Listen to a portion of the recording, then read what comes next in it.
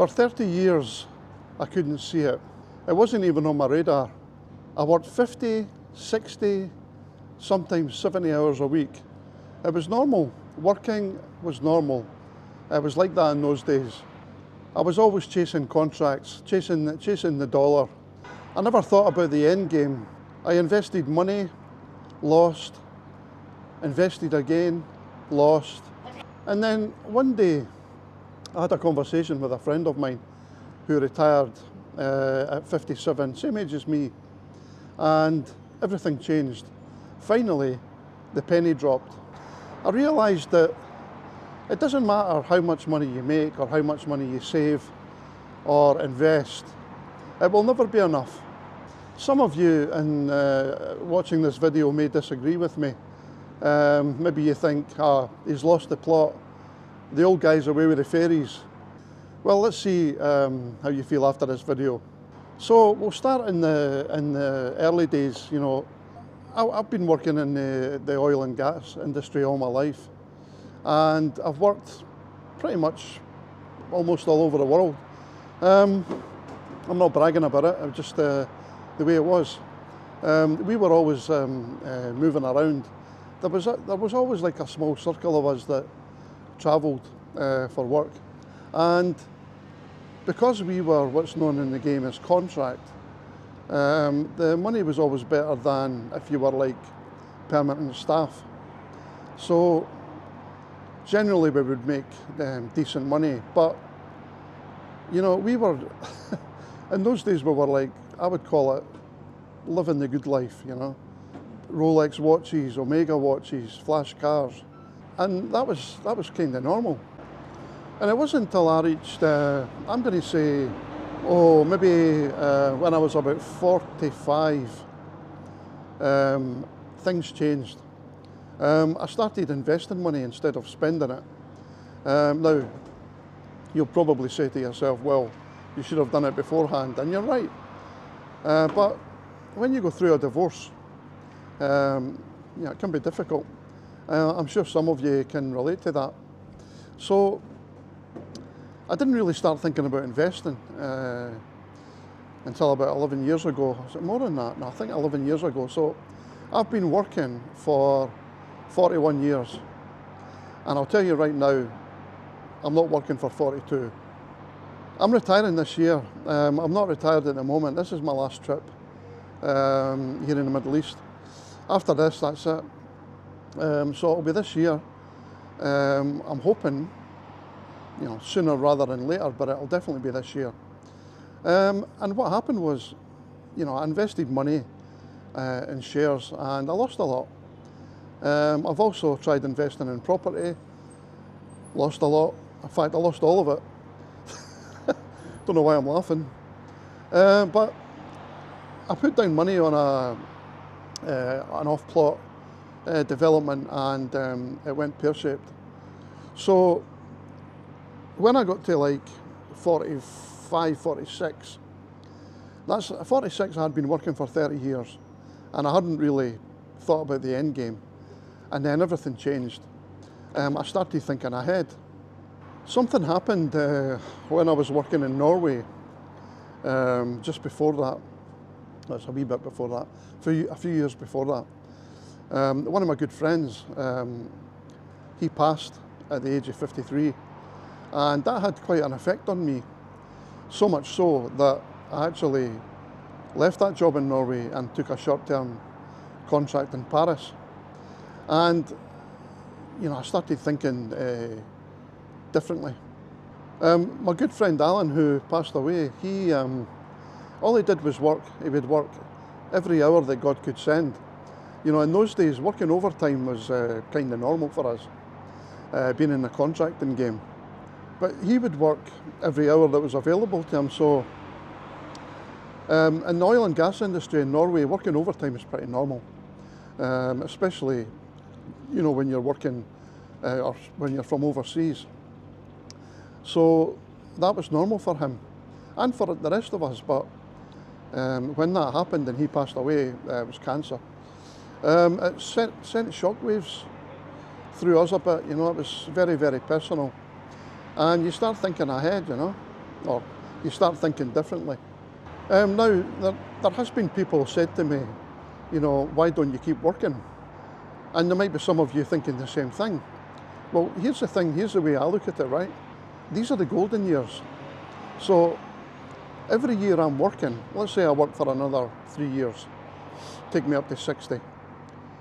That's 3 years that I don't get back. I can't get them back, they're gone, And when you get to my age, every year is golden.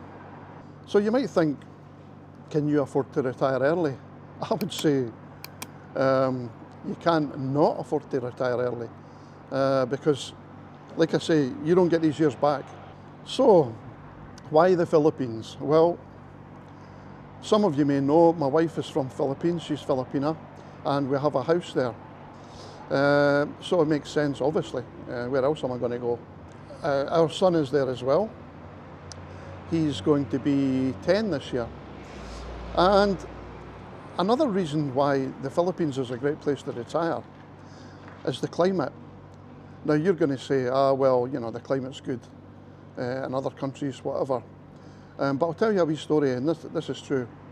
When I was working in Malaysia, my mum came over from Scotland for a holiday, and she suffers from arthritis quite badly.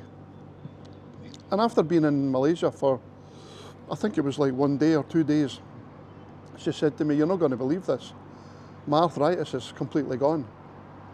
And she was shocked. And I said to her, it's the climate, it's the nice climate, the hotter temperatures. So the Philippines is the same climate as Malaysia, it's tropical. And that's a good reason why, you should retire, or if you can, to a place like that, because it's better for your health.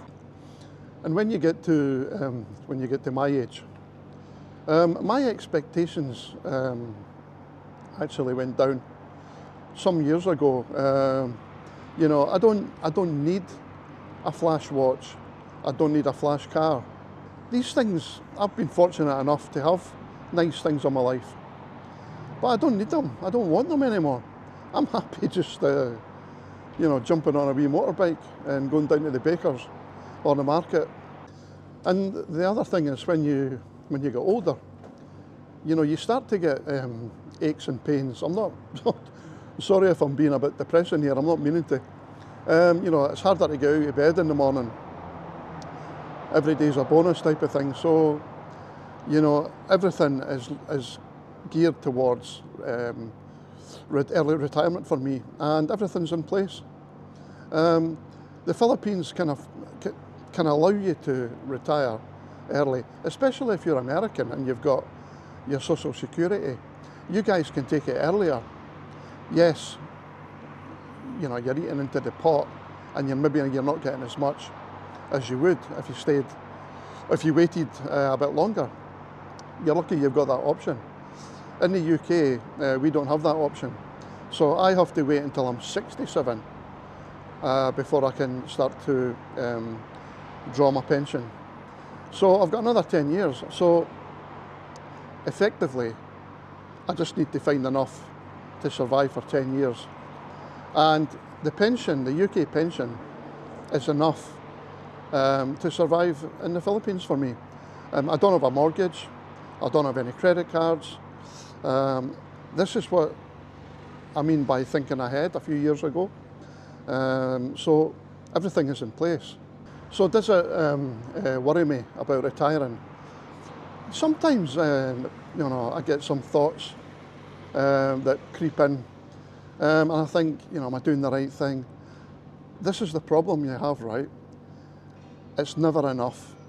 And I've now, came to the decision that, I'm choosing to retire early.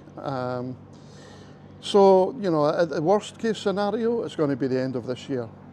But I've got some investments that should come to fruition. I say should.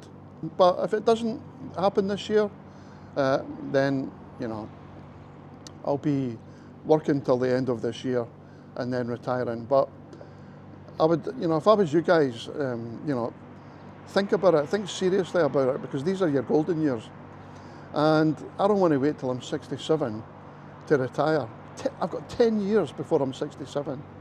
And if you're in the same boat, then I would think about it, because even if you're single, right, and you might think, well, maybe you've never been to the Philippines, and you're worried about going there, what's it like, what if I don't like it? Why don't you go there for a holiday, and then after going there, you can decide, if it's for you or not. It's for me, 100%. I've been to most countries in Southeast Asia, and the Philippines is great because there are so many things, so many boxes that the Philippines ticks.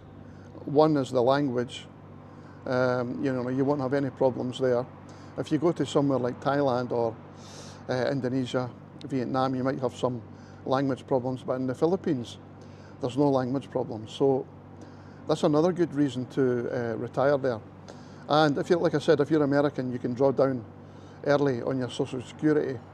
I'm not going to talk about budgets and stuff like that, because I've done that in previous videos, but the bottom line is $1,000 is enough for me, or for us, when I'm retired. No mortgage, my bills are very, very minimal, so yeah, that's the plan, and I'm sticking to it. And if my boss is watching this video,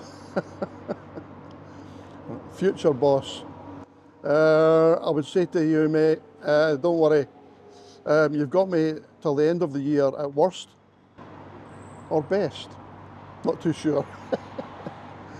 Anyway guys, thanks for watching, and the next time you hear from me will be from the mighty Malaysia.